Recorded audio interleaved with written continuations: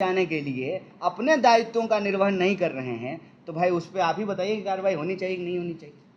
जो जिम्मेदारी से अपना काम नहीं करे, जो कानून को धता बताए, कानून के पद पर बैठ करके, आप बताइए उस पर कार्रवाई होनी चाहिए कि नहीं होनी चाहिए।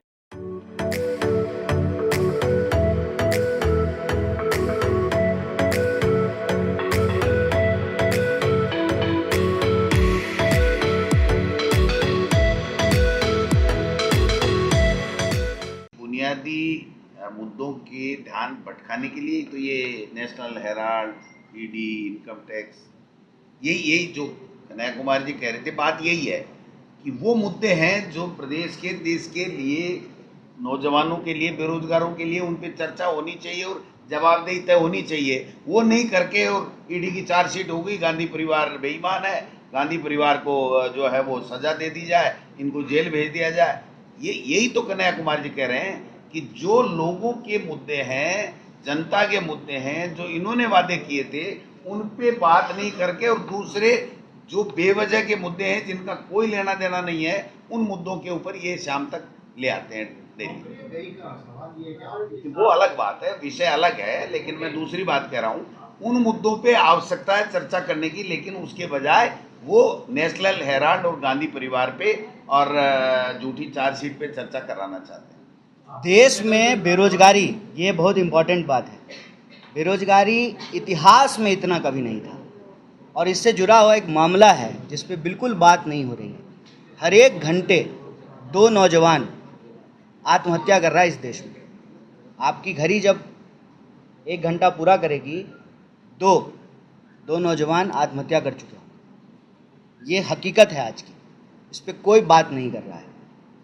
खुद सरकार कह रही है कि 80 करोड़ लोगों को ये 5 किलो अनाज दे रहे हैं। 80 करोड़ लोगों को, इसका मतलब 80 करोड़ लोग गरीब हैं।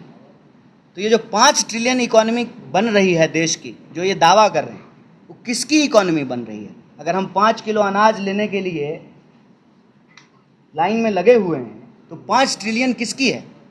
और तीसरा सवाल कि सिर्फ जवान आत्महत्या नहीं कर रहे हैं, आप किसानों की आत्महत्या दर को उठा करके देखिए, और कोई भी डिपार्टमेंट चले जाइए, आप अपना ही डिपार्टमेंट ले लीजिए, मीडिया ही ले लीजिए। सरकार का कानून है कि अगर आप 8 घंटा काम करेंगे तो आपको मिनिमम वेज दिया जाएगा। ये कानून है, ये हम नहीं बोल रहे। कहाँ 8 घंटे का कानून लागू है? कौन से मजदूर को उसके 8 घंटे की मजदूरी के हिसाब से मिनिमम वेज दिया जा रहा है? ये जनता का मुद्दा है।